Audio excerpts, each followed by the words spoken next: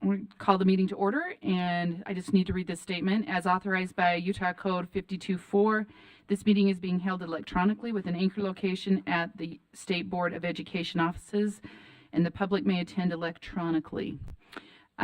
We are going to go ahead and take a roll call vote. We'll see who's here. Hold on, I'm going to grab a pen so I can mark it off.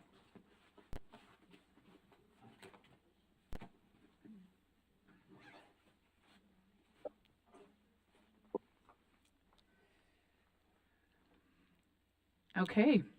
I know Chair Moss might be in and out. I'm just giving him, excusing him. He has a meeting for work that he wasn't able to get off. And then I know for sure that Matt Hymas is away with his family. So just 2 items there to start with. All right, Board Member Rill. Are you on? Do we have her on yet? Okay, Board Member Booth, you can just click your on and off. Board Member Bogus. Yes, ma'am. Okay, and I have Board Member Klein, but if I remember from yesterday, she indicated she wasn't going to be here today. So, Board Member Davis. Okay. Board Member Earl, that's a yes. Board Member Green. Board Member Hart. Okay, Board Member Carey.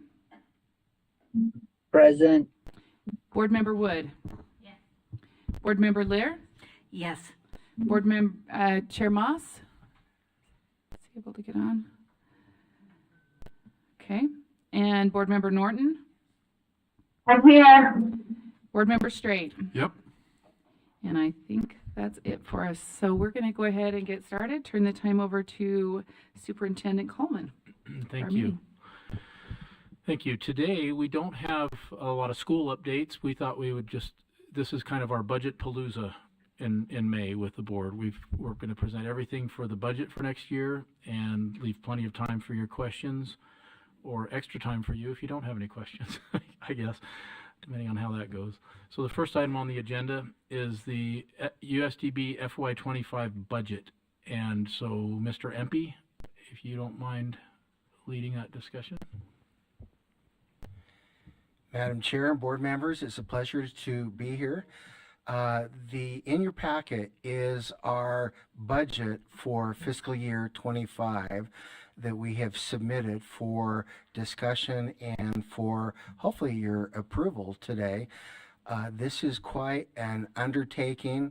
It takes us about 4 months to get to this point. So it's nice to be here and at this point in time, going along with all the other deadlines with State Division of Finance as we approach the fiscal year end. I think, do we want to, Superintendent, talk about the highlights and the budget drivers first before I go into the detail on this? Yeah, let's do that. Superintendent Tanner, would you mind pulling up my slide deck? Just real quick, it looks like Board Member Davis and Vice Chair Hart have joined us, just so public knows. So in the process of doing this, we just came across some trends that I thought I would show you real quickly for your awareness, and it's quite interesting actually. First slide.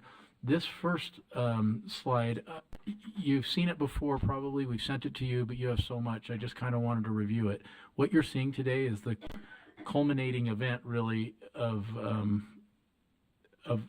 well, since January, several months of intense work on taking everything apart and reassembling it at USDB. And you can see we're now down past April 16th, which was the completion of the budget, where we can now present it to you. But we've gone through the hearings for fees. We've met with all of the unit budget people. They've brought things to the associates who have strained and stressed all of those budgets to maximize the use of every penny.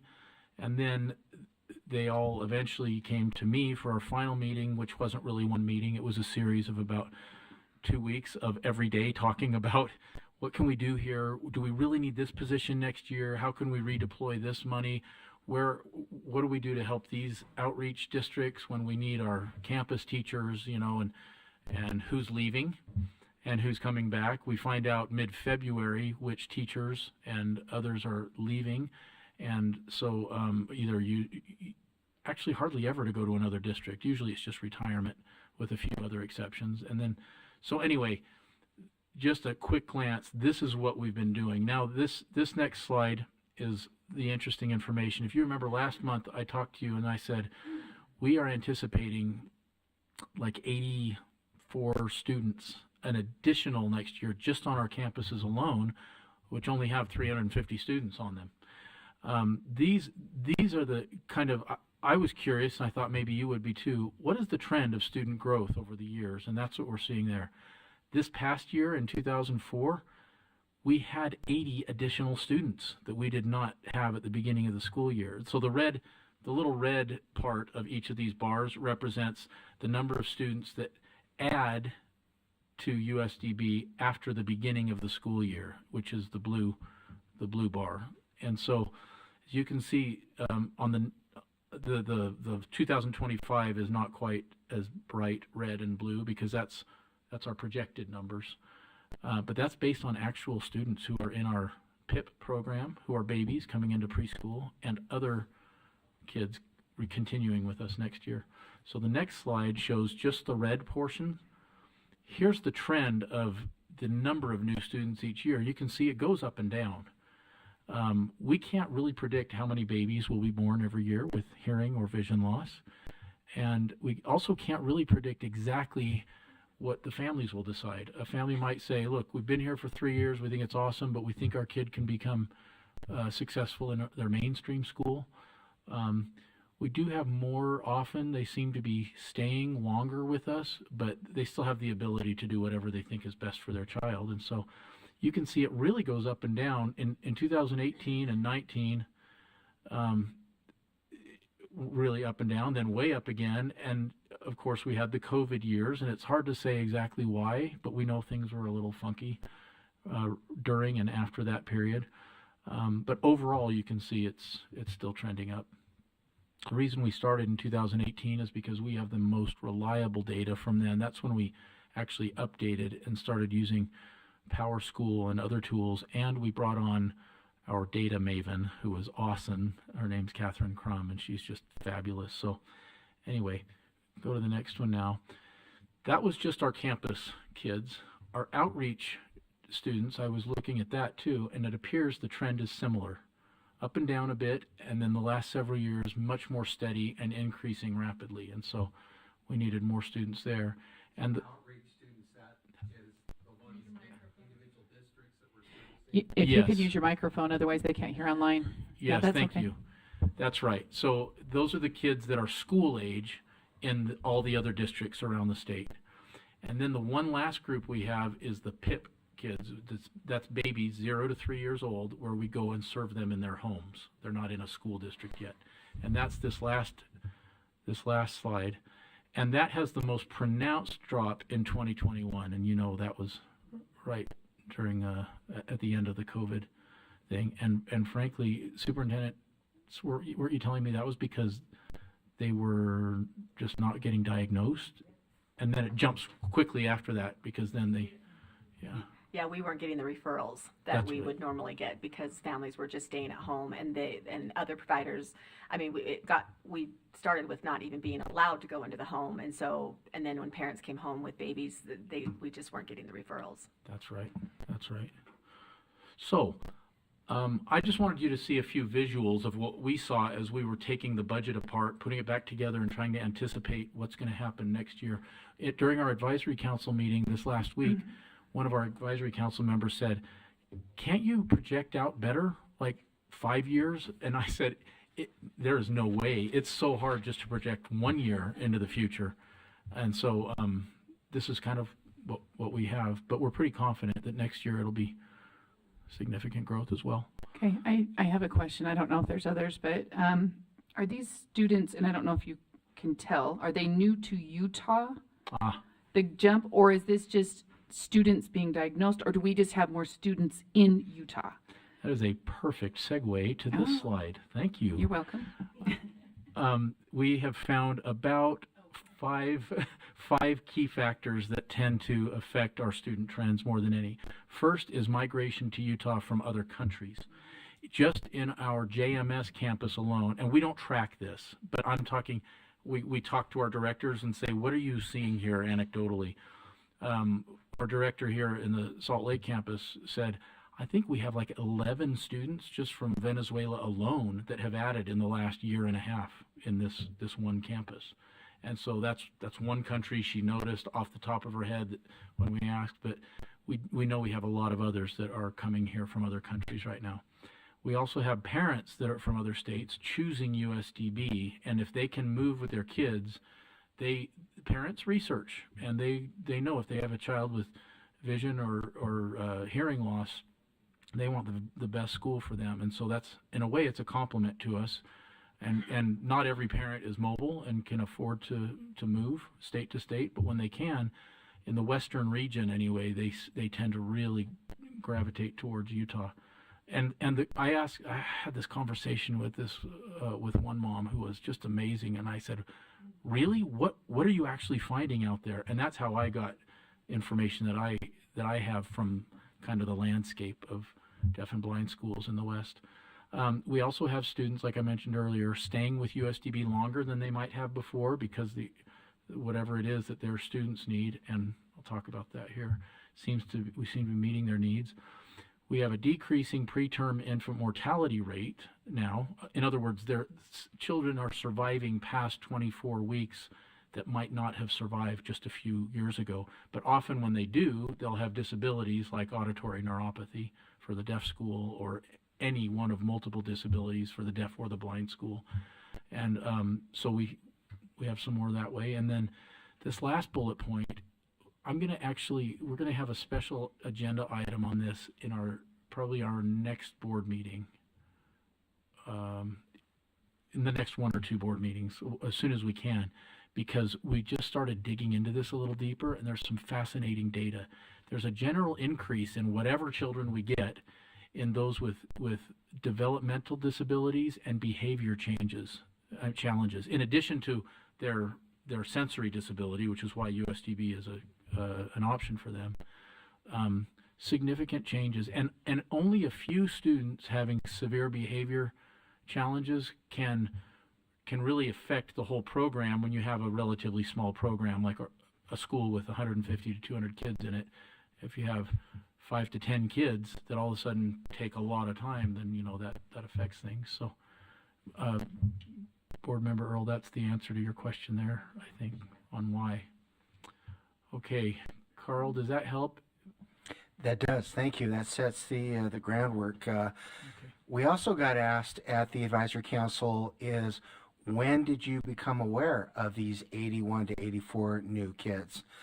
That came to our attention about 3 weeks ago.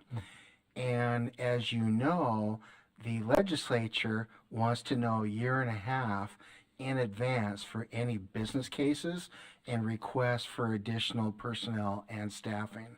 So this really kind of creates an interesting situation for us, how to react. And maybe after we talk about the numbers, the superintendent and the 2 associates can talk about how are we going to handle that growth. But in front of you, or in your packet, is this report showing the budget. I think the next slide that Dr. Tanner is going to bring up is more informative. The one about comparing 25 versus 24, I'm sorry. Easy for me to be a backseat driver. This chart, and we can email this to you if you would like it, but this takes what the proposed budget for 25 in your packet, and it compares to fiscal year 24 that we've been working on, and then we'll report the actuals for the first 9 months in just a few minutes. And then the dollar change. Can I interrupt? Yes. You have these numbers in your packet already. You just don't have the comparison to the previous numbers in this chart. So does that make sense? We wanted you to see this during the meeting too. So the third column is the dollar change. The fourth column is the percent change.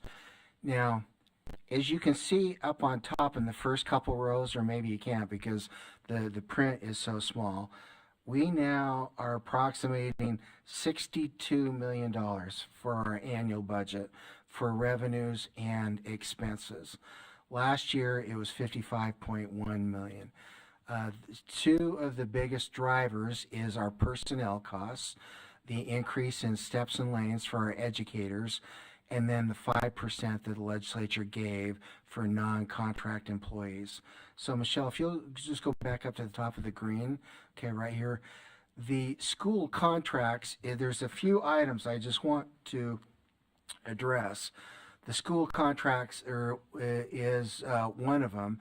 We have Jordan School District coming on board, they're one of the greater than 3% of the student population. They're contracting with us mainly for the blind division, right, Susan? That's correct, yes. And that's going to bring in about another $500,000. And then the extra up to the 675 is just an increase in the cost of our personnel and additional services that we project will be providing to the other greater than 3% districts. Down below on Medicaid, we've got that going up $400,000.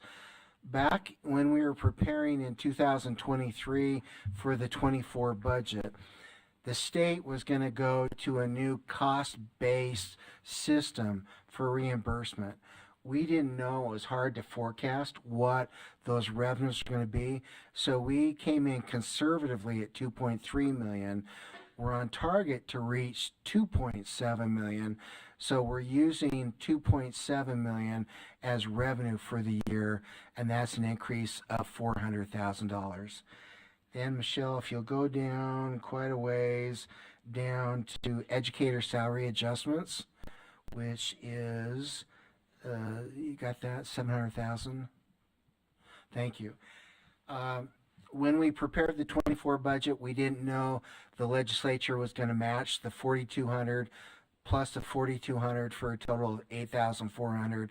So that is an increase that is built into this year that wasn't into last year. So that's about $700,500, but a substantial percent increase.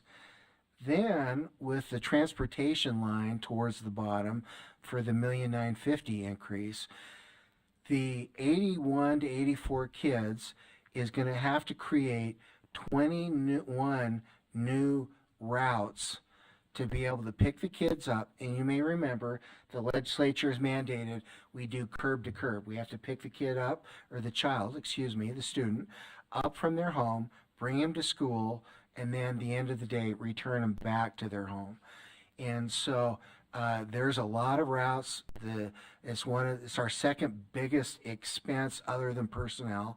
Last year was 4.9 million, and we estimate that's going to be roughly a $2 million increase to pay for the 21 additional routes, the drivers, the vans that have to be purchased to do that. And then down the second line from the bottom, Dr. Tanner, the educational funds. This is the money that the state has allocated to pay us over the 12 months on a 1/12 allocation, and it's an increase of $2.8 million, almost, well, 2.9 if we're rounding up. And that's covering the educator steps and lanes and also the 5% increase for the non-contractual, the staff members. That's an overview of revenues, and we can go down below to expenses, and the main two categories is the first line, personnel services. That's an increase of $4,380,000, which represents a 10% increase. And it's interesting to note that personnel is about 41% this year. Last year, 81%. Last year was 83%. And the difference is the second biggest line increase is our current expense of the $2,247,000 up there. That is 2 million of that is transportation costs that we just addressed up above in the revenue section. So I would be happy to answer any questions, Madam Chair, board members that you may have. If you would like us to email you this comparison of 25 to 24, we can do that this afternoon if it's useful for you. Okay, I'm going to see if there's any, do we have any questions online? I'm not seeing any lights in here. Oh, Member Davis. All right, Board Member Davis, go ahead. Yeah, thanks for the information. I feel like it's really good to know.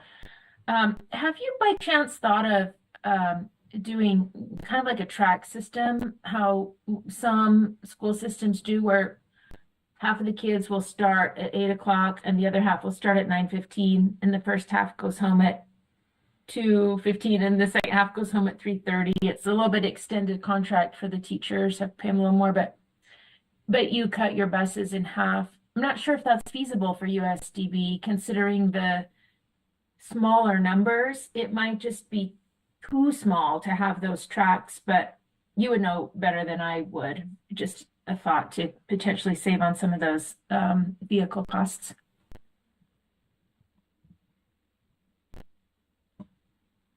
Hi, this is Superintendent Tanner.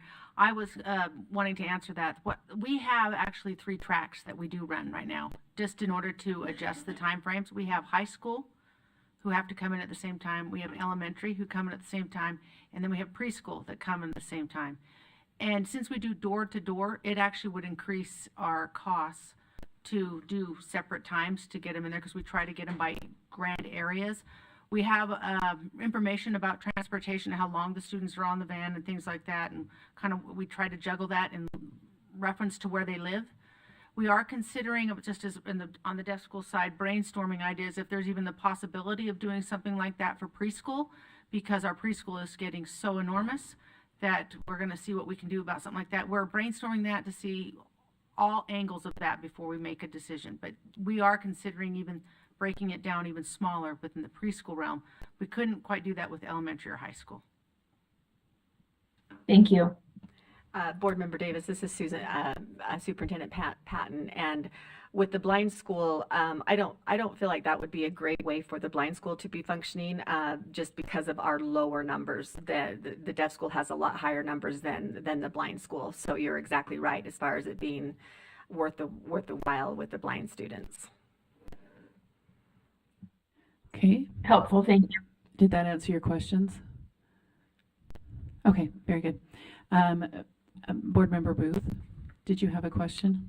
I did. I recall about a year ago that we were hearing that one of your big challenges was having enough highly qualified teachers to meet the needs of all of your students. And now that suddenly, just a short time ago, you've learned there are going to be 80 plus new students, I'm just wondering how are you going to meet that need, and is the budget as it's currently constructed going to provide you with the resource flexibility that you need in order to find those highly qualified teachers and paras that will be involved in taking care of those many additional individual students? Yes, that's the right question to be asking. We swept all the corners and looked in the couch cushions to see how much we could dedicate to additional teachers we need to hire. No, it is not easy to find the qualified teachers. Interestingly, this year we've been able to find the highly qualified teachers for the blind teachers, even the additional 5 teachers of the blind, I guess, and O&Ms, even the extra 5 that Jordan District needed for us. It just happened to be a good recruiting year for them. It's still very challenging with the deaf school, especially because none of the universities produce the teachers we need in the state anymore. And but Michelle, do you want to add anything to that on some of the strategies we're using? We will be requesting. If you don't want to talk about it, I understand. No, it's, No. We're doing all that we can to address that need. It's a huge issue. We have been working with the state for the Grow Your Own Teacher grant. We have hired some teachers who are working through their master's degree. They've got a bachelor's, but they're working through their master's. And the Grow Your Own Teacher grant has been helpful in assisting for that.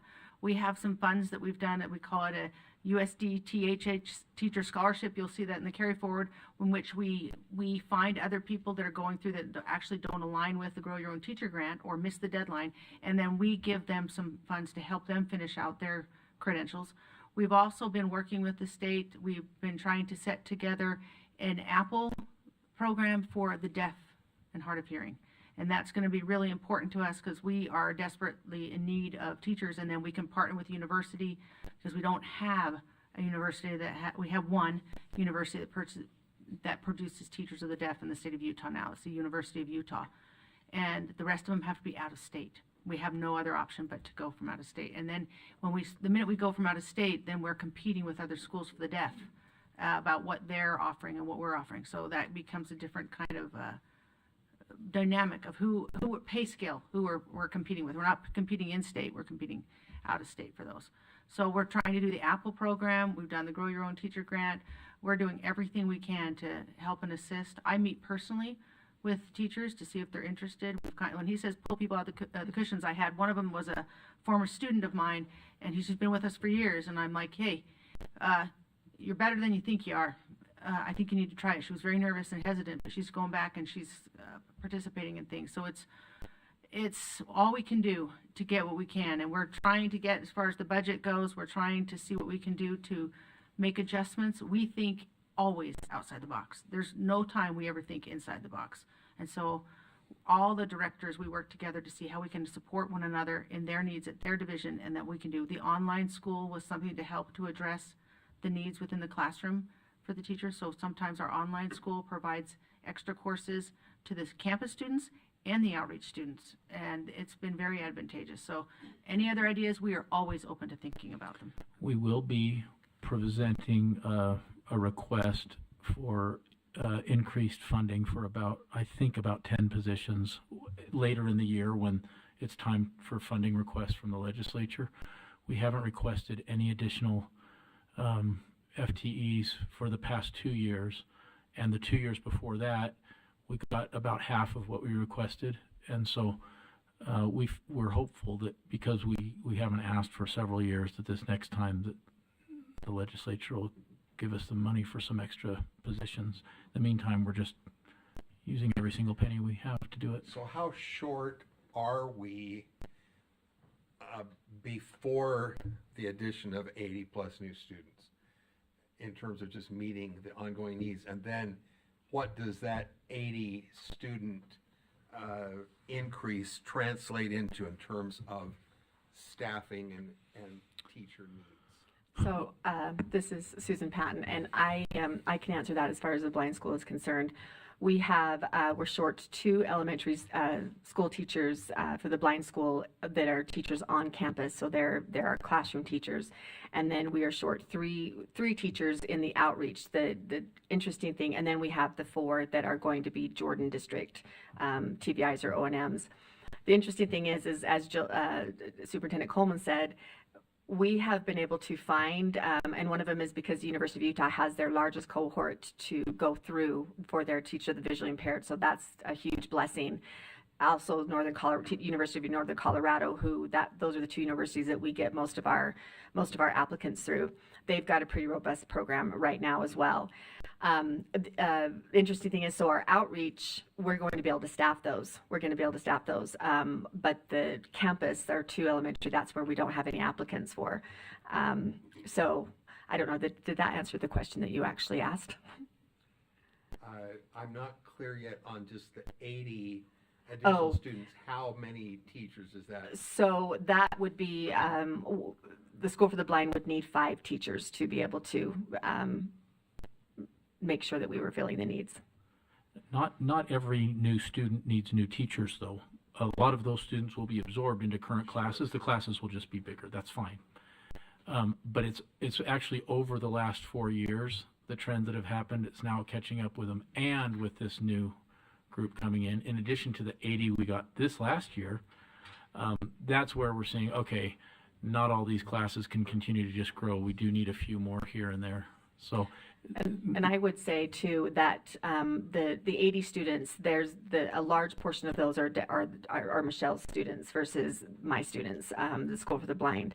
We only have 10 to 12 for the blind school versus in addition versus the School for the Deaf.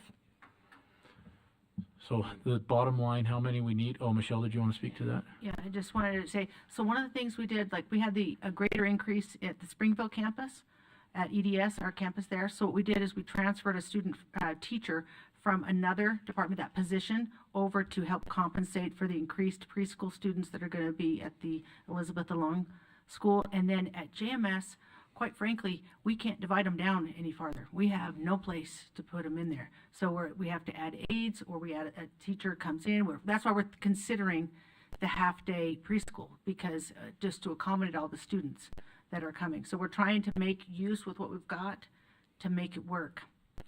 We transfer, we have asked for, I'm concerned right now there's about 3 teachers that I'm concerned we haven't have teaching positions that we don't have applicants for yet. And then we have some other needs like outreach. My greatest concern for outreach is that the teachers are so accommodating. Of course I can take that one more. Of course I can take that one more. And the next thing you know, they're overwhelmed and they're doing amazing things and not complaining. So my greatest concern is that I looked at their caseloads just recently and I thought, oh my goodness, how are they meeting this down in the St. George, Washington area? I was very concerned, but I was like, there's a lot going on there. And my concern is, in order to meet that, are they doing a consult instead of what should have been a direct serve? Are they doing tracking instead of what should be a consult student? Trying to do what they can to make their caseloads work as best they can. And these are people who care, so they'll give you everything. And so you have to really watch and protect them, or else they'll overextend themselves.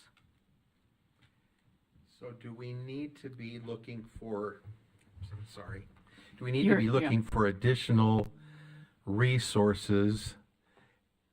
And if we had those resources, what do we do to go beyond Colorado or other places in order to bring in those needs? Because the kids are going to come, ready or not, and we've got to have those teachers in place to accommodate.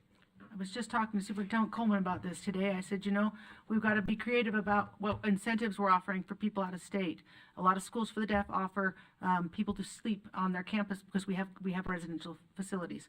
So they offered us another person from out of state to say, hey, you can stay in our cottages and you can stay there so that you can go do your student teaching with us, and then you commit and stay. I loved the legislation that was passed, and I saw the board talking about the $6,000 stipend that's going to be given to student teachers. That's fantastic.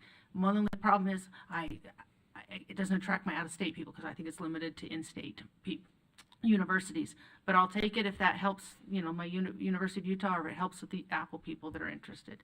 So that's what we're trying to do, is find ways to entice people to be to want to come to Utah. I think we're a pretty great state. I don't know that everybody sees it the way I do.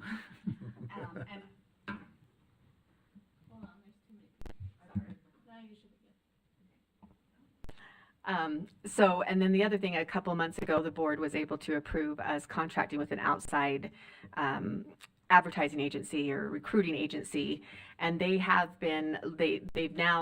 said they've scoured the state as far as the state of Utah, and now they're reaching outside of the state for teachers of the visually impaired and teachers of the deafblind.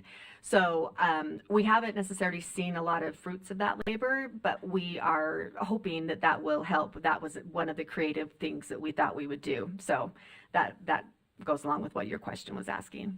Great, thank you. Okay, I believe, Cindy Davis, do you have your hand up as well? I do. I was just going to say, personally, I think that we need to ask next legislative session for a carve out for the student teaching stipend for USDB, because so many of our state programs don't have the programs we need anymore, and we have to bring people in from out of state. So I think it would be a valid policy change request. And and I don't want to go on a bird walk, but I will say you have an interpreter that works for USDB, and she's a fabulous teacher. She coaches my daughter in soccer, and she's such a bright light. And I thought, I wonder what would happen if you did some contract sharing, like have some of those people do interpreting for half a day and do teaching for half a day. I'm watching your interpreter's face right now to see what she thinks about that. But it was just a thought, because this particular woman, her name's Izzy Giants, but she would be such a great teacher too. I just gotta just respond on that, just so you have an awareness level. The credentialing for an interpreter is very different than the credentialing for a teacher of the deaf. Oftentimes in schools, and it's happening right now. And I've got several schools who've come to me and said, we have this little guy, he is 3 years old, and we want to provide him an interpreter. And I think what the people don't realize is these children don't come out knowing sign language, just as our children don't come out knowing spoken English. And so when you stick an interpreter in front of them, they have no idea what that interpreter is saying. That's what a teacher of the deaf does. The teacher of the deaf introduces, and we do language-rich activities to incorporate so that when they're older, they can access an interpreter. And certainly we've had lots of interpreters, by the way, who have gone back and gotten their degrees. I have a few interpreters that we're helping through your Grow Your Own and through the USDB scholarship to help them to go back and get their teaching license. So we are certainly loving our interpreters. They're a great asset to us in the classrooms, and they also have the skill set to make the next leap, which is to become a teacher of the deaf. And any interpreter that wanted to become a teacher, we would certainly support that. We have been, yeah. There's a shortage of interpreters in the world too, and some interpreters love being interpreters. That's why they're doing it. But yeah, we would definitely encourage it if they were interested. We would help them do that. Thank you. Cindy, you had another question? Sure. Board Member Davis? Yeah, I just wanted to say, certainly it would not be ideal, but as a stopgap part-time, I don't know, I did all the special ed coordinating the hiring for a large district, and one year, when the economy's good, it's hard to get teachers, and I would not have had a warm body in 5 classrooms if American Express and Novell had not laid off that year. And so sometimes you get desperate and you just have to, but that was just in a last case scenario type of suggestion. Okay, thank you. Okay, very good. I did have one question. This is back to those new students coming in. Are they primarily in the Utah County area, Salt Lake County, top of the state, bottom? Are we kind of dispersing? They're in the Utah County area and the Salt Lake County area. So I've got a large number, 25 of them are in our Utah County area. The rest of the 65 are in Salt Lake County. Okay, so we're not seeing it spread at the far ends, right? Up in Logan area or down in Washington. We're seeing some there, but it's the primary growth is in these other areas. There's some there. There's some in all those little areas, but the Okay. biggest bulk is in those 2 areas. Okay. Yes, Chair. I mean, My light keeps going off now, but are you on or not? me, oh, I think I am. You are. Thanks. Did you want to say I something? did. Okay. I had 2 thoughts. One, right now, the Apple program, it doesn't qualify for that $6,000 stipend, but I think that, kind of piggybacking on what Cindy asked, that maybe making a policy request to the legislature that could somehow characterize USDB teachers differently, or student teachers differently, in whatever program maybe. I'm not even sure how it would be worded, but that might be a good way to go, because you're unique, and that I think would maybe help you get the teachers you need, or make some difference maybe. Yes, go ahead. We've got. So you mentioned the Grow Your Own a couple of times, and I see that you had 50,000 budgeted last year, 25 budgeted this year. Do you get an ongoing amount? I know it was not funded this year.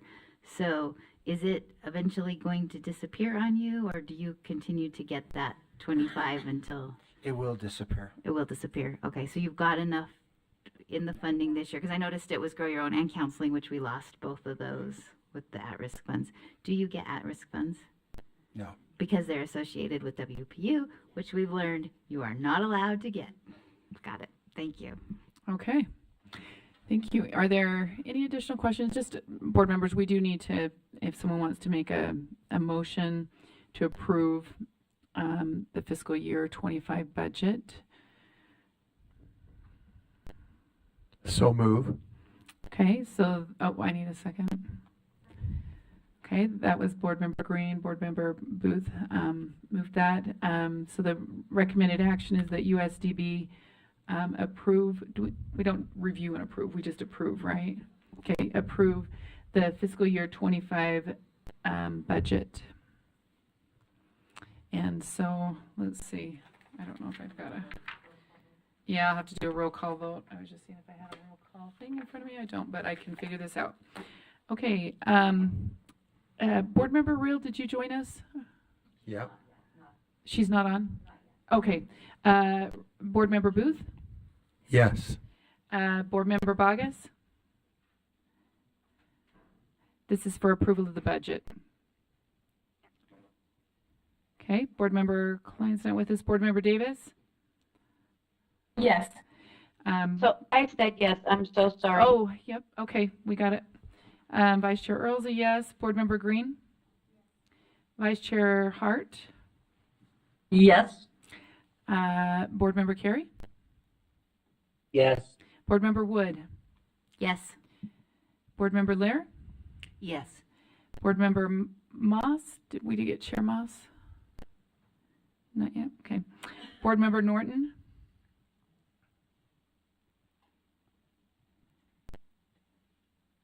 Board Member Straight? Yes.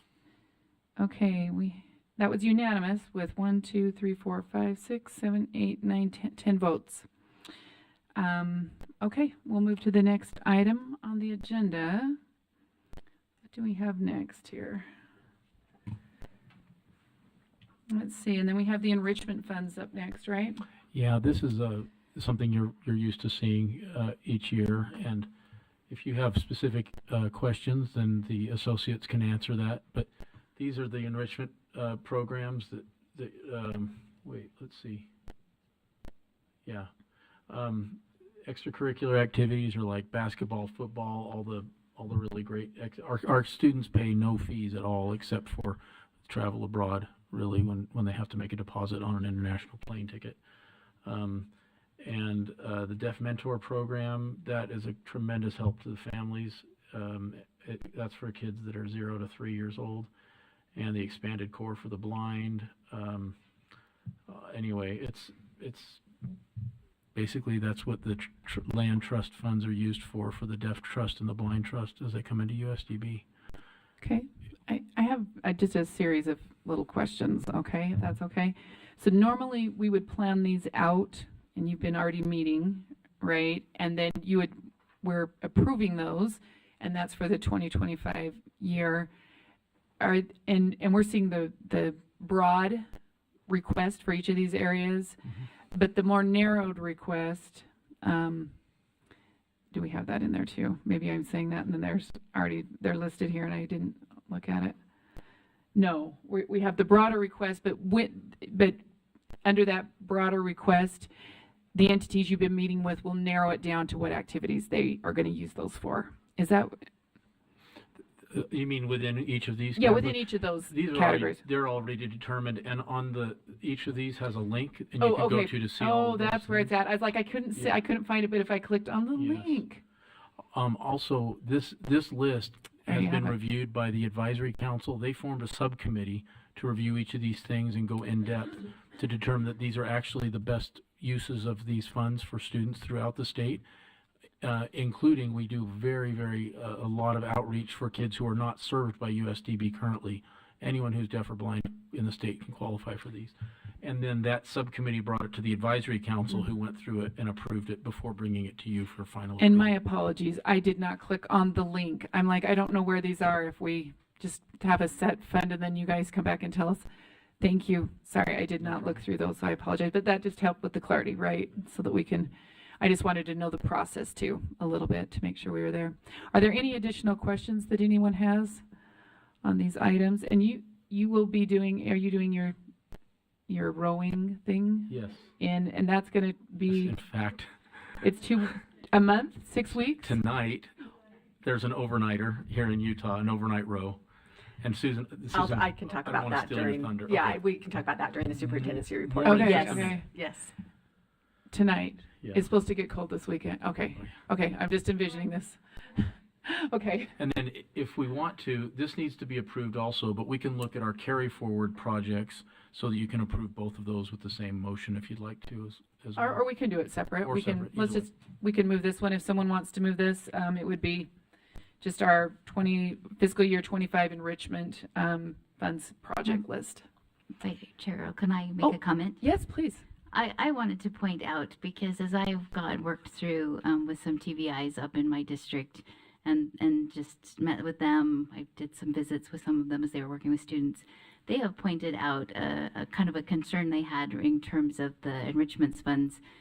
They felt like the LEAs didn't get, some of our bigger LEAs that have a lot of outreach programs weren't getting the enrichment funds that they would like to be able to do some more inclusion activities. And what I really liked, which we didn't get brought up, is that they've added a category in the enrichment fund this year for LEA activity support. And this is in direct listening to those DVIs in other districts, and you can obviously speak to it better than I can, but I wanted to point that out just for the record, that you're listening and trying to see what can be done to better fulfill needs.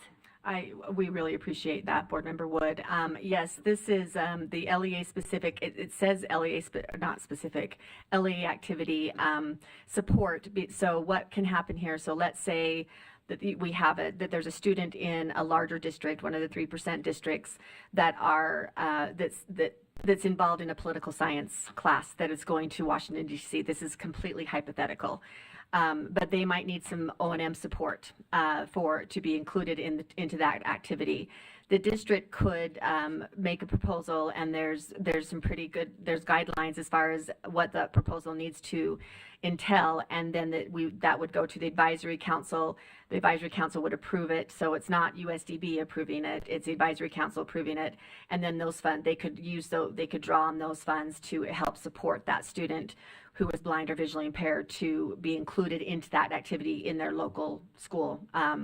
So we're looking forward to seeing how this goes, and I'm excited about it. I've already received some feedback from large district TVIs as far as wondering how they can access this. So this is good. Okay, very good. Additional questions on that or comments before I'm seeking a motion then on that item. I'll make that motion. Okay, Board Member Wood. I move that the board approve the fiscal year 25 enrichment fund project list. Thank I you. second it. Okay, and that's seconded by Board Member Randy. And let's make the motion. So the motion's before us that USDB request that the board approve the fiscal year 25 enrichment funds project list. And I will start at the top. Board Member Bogus.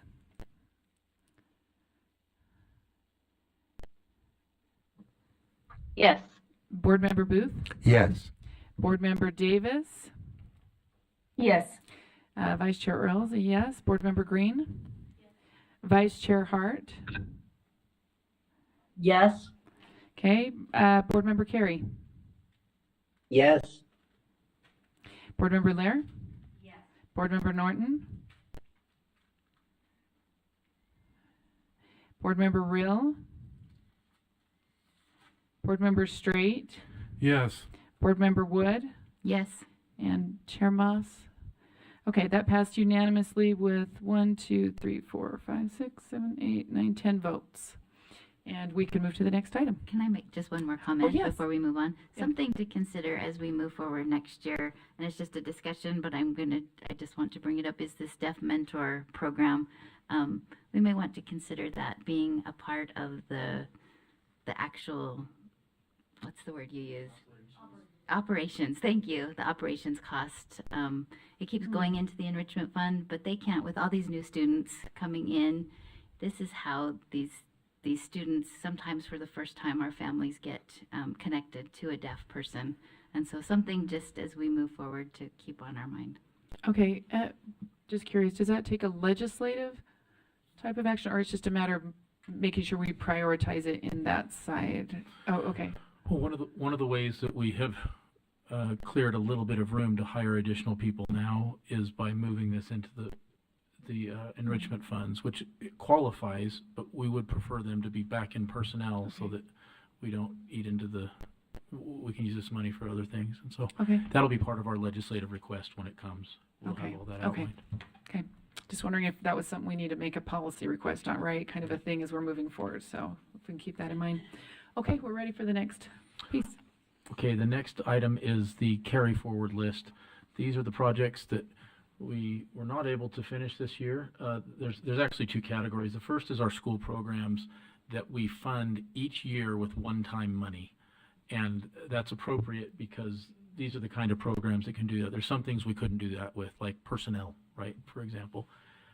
On the second part of the list at the bottom, those are sort of the building projects and things like that. If you can scroll down a little bit, and you can see they're color-coded by campus, or the purple one is for all campuses, and that's the second audiology van that we'll be ordering. By the way, the first audiology van is on its way in the next month or so. We just received word. A week? Oh yeah. We got an email saying it's ready, just about, we're going to bring it to you. So that's good news. But you can see this list has really gotten small compared to previous years that was gigantic. And so we are chewing away at those, and that's good news. So that's the list for approval for this next year. Okay, and then I guess the question to be asked, because this is the question we asked last year, is how much of those carry forward funds are coming forward? Are we spending them? And I know we just changed our rule, but just making sure those are staying right in that realm. So can someone maybe speak to that? Madam Chair, can we do that when we do the March 31st financial reports? I got an idea. Let's do it when we do the March 31st Okay, financial great. report. Thank you. So, Good okay. idea. We'll do that. I just want to make sure we're discussing that where we're talking about carry forward funds. So, okay, perfect. So any other questions on this item? Anyone online? Not seeing any lights. I'm looking for a motion then. It would be to approve the fiscal year 25 carry forward project list. Okay. Board Member Green has moved that. Oh, and I need a second. Second, Board Member Wood has seconded that. The motion is that USDB that we approve USDB's fiscal year 25 carry forward project list. And I will start at the top. Board Member Bogus. Yes. Board Member Booth. Yes. Board Member Davis. Yes. Vice Chair Earl is a yes. Board Member Green? Yes. Vice Chair Hart? Yes. Board Member Carey? Yes. Board Member Lear? Yes. Board Member Norton? Board Member Rill? Board Member Straight? Yes. Board Member Wood? Yes. And I don't think Chair Moss has joined us, so that's unanimous with 10 votes. Okay, we can move to the next item. The monthly financial report for the first 9 months ended March 31st. I want to start off first and say our cash balance in the bank is $5.9 million right now. Chair Earl, your question about the carry forward funds. Yes. Last month, our cash balance was $7 million, and we've dropped it down to $5.9 million. So we are beginning to really start drawing down, and I think the month of May and June will see that as well. And then the carry forward projects, about $3 million that you just approved, will spend that down in addition. So answer your question, yes, we're starting to spend that money down and have been spending it down. Our Dwight Overguard in our facilities has been working hard to get the projects contracted and underway and completed. So we continue to remain to be financially solvent. And I say that and emphasize that because this is the first report that we show in the month that we actually spent more than what we brought in on revenues year to date. We spent about $680,000 more than what we had. You may remember we talked back in beginning of February, we were going to have 3 pay periods in March. Each pay period or each pay roll amount is about $1.8 million. So that's a large part of that $680,000. But we still remain financially solvent. We got the $5.9 million in the bank, and we'll continue to track this, and we'll report next month on the results of April. The number of campus students that we had is 369, and Superintendent Coleman has talked about the growth already in the fiscal year 25 budget. The total students receiving services was 2,421, and then the total student services being provided is 6,242. And then the 3 funds at the bottom of this chart is our Land Grant Enrichment Fund, the Donated Fund, and the Education Foundation. In the Land Grant Fund, we've got $1.1 million in the bank as of the end of March. In the donated funds, we have $286,000, and then in our foundation, we have $1.1 million. And so the 2 pages behind this is the budget status report, which gives all the supporting detail of our revenues and our expenses. Thank you, Dr. Tanner, for bringing that up. I'd be happy to answer any questions, and then we can report on the enrichment fund spending year to date as well. Okay, I'm gonna look around, see if we've got no lights on. Do we have anyone online? Okay, and so we do have a van on the way, is what you've confirmed. We have another one ordered that will come in 2029. Well, we haven't actually ordered it, so maybe 2029. We wanted to get It was on the list to order, Yes. right? They've got it on their list. we wanted to get it the second van actually delivered, and then Dr. Tanner and her staff of the audiologists can check it out to say, does this meet the needs? Do we need to make any changes?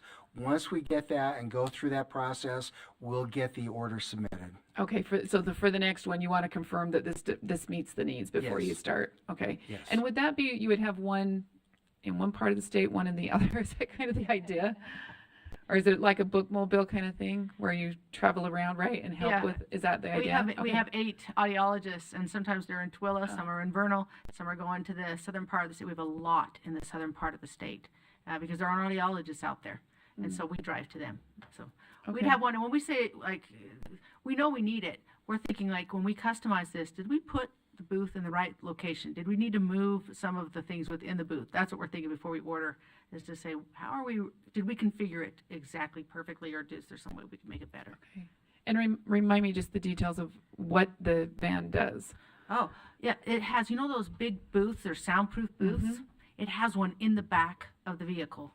And so it often requires a generator, or you've got to connect to something. We've got audiometers and I've got other words I could use, but probably just confusing. But we've got a lot of equipment in there that we use with the students that we carry around, lock up, make sure it's accessible. We have, probes for the ears and different assessments we do in there. We have to drive to a location. We take it to a school often. I've heard of incidents where we've gone to an EI agency. They've had a day where we've done some hearing evaluations. Typically, we don't do hearing screenings. We do what's called diagnostic. So they didn't pass the screening. They move up the chain to a diagnostic. And then after that, we do a full booth testing. So we try to do our innovations. But. Okay, and that's the, so you take it where the individuals that are trained to use the equipment would be able to use it with students. Right. We Am I take it. understand- We okay. take it to those locations that don't have an audiologist Easily yeah, accessible. they Okay. really need the assistance. And there's quite a few spaces in our state that doesn't have an audiologist. The people driving it are the audiologists. They are, yes. Okay. From school to school, way out in. Yeah. Over bumpy roads Yeah. and things Okay, like that. and so this would, and I'm sorry, I'm just asking lots of questions probably so the public understands too, but these individuals, they've been getting their services by having to go somewhere to get those, if they got services at all. Yeah. And that's what I'm, right? Oh, okay. So what they usually do is they schedule an appointment at a hospital, and they've got to find time to get up to Salt Lake to get that appointment. So those appointments are booked out. Sometimes they're waiting 3 or 4 months. Well, in the development of a child's language, 3 or 4 months is millions of years. It's a long time. We can't wait that long. And so we service them. We take the audiology van to them instead of them waiting for an appointment to work with an audiologist at a hospital that's locally here. Some of them don't have cars. Some of them just don't understand the importance of getting that hearing tested and completed. So that's problematic sometimes too. Okay.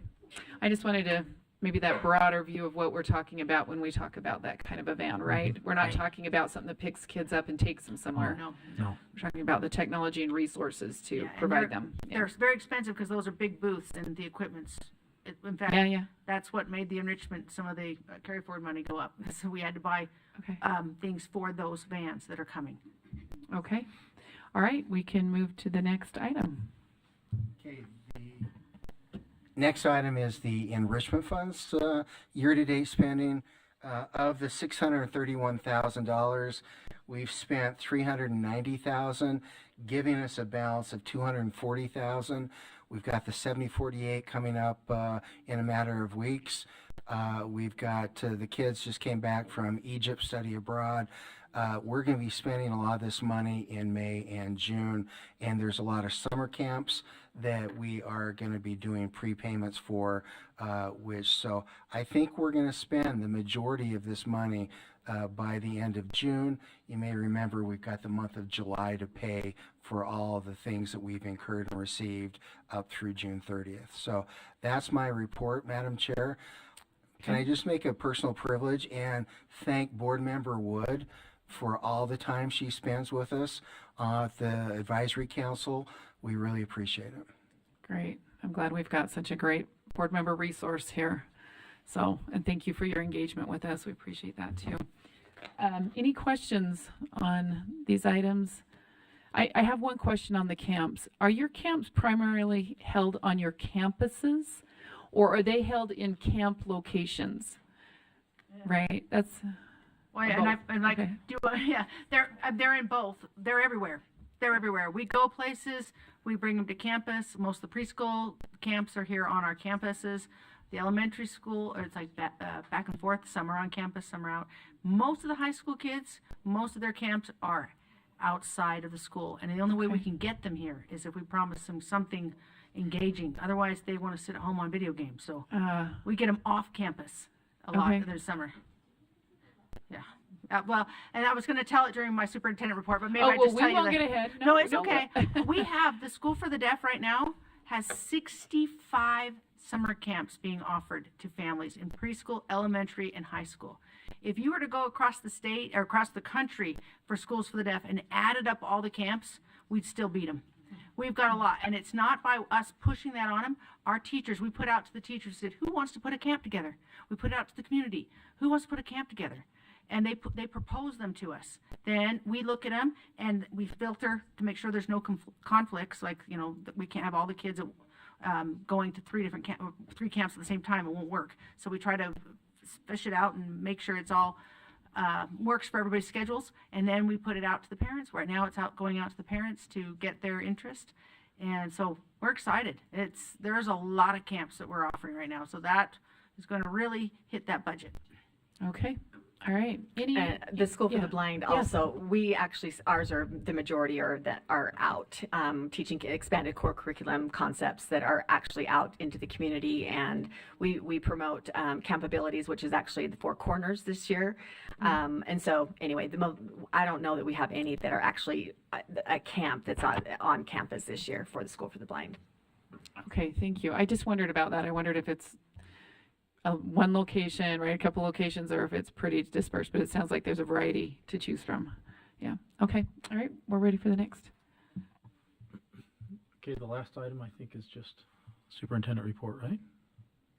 Okay, so I only have one thing, and that is I'm inoculating you today that in our June board meeting, we may be asking you for some conditional approval of some projects before we actually have the contract to approve, because you don't have a July meeting, or you may not, or sometimes you do. Anyway, we can't really, there's going to be a couple of big projects like, yeah. Oh, and the bathrooms at the gym. Anyway, some projects that will probably go over the $100,000 threshold for board approval, and we won't be able to wait until the June board meeting.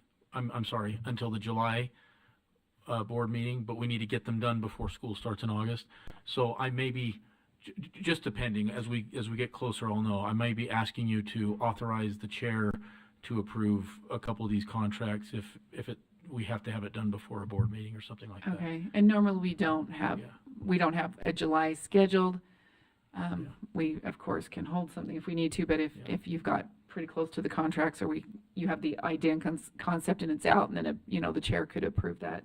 And even if you do have a July meeting, because we try to do so much on campus during the short 2.5 months of the summer, we might, but we'll know for sure next meeting. Okay, when we have as much together as you can then, Yes, is what you're saying. Okay, and much then detail. if the associates have anything else, this is your time. Otherwise, I'm finished for today. I actually just have one, and that is ours. I just thought you might want an update on the 7048. You did receive the memo that went out that has all of our activities on it, and again, we'd love to have you come to any of those. There are a lot going on. There's a lot going on, but our 7048, we are. Right after this, I'm going up to pick up a boat, and we will be taking that to Willard Bay, where the students will be launching. We're having dinner and a leadership training tonight, and then they will be launching at 9 o'clock at night tonight on Willard Bay, and they will be rowing until 9 a.m. tomorrow morning. And then after that, they will be practicing, which this sounds so unfun. They're going to be practicing capsizing the boat and what we do when we capsize the boat, so they will be in the water. And then they also be doing a man overboard. Obviously, we have provisions we are actually renting a campground so that we have some, really warm things and warm food, and doing our best that way. But the kids are so excited, as are the parents, as are our chaperones. And then we fly out the kids fly out the Wednesday after Memorial Day. I will leave with the boat. I act like I'm towing the boat. I'm not. My husband is towing the boat. I act like I'm towing this 40-foot boat. There's no way.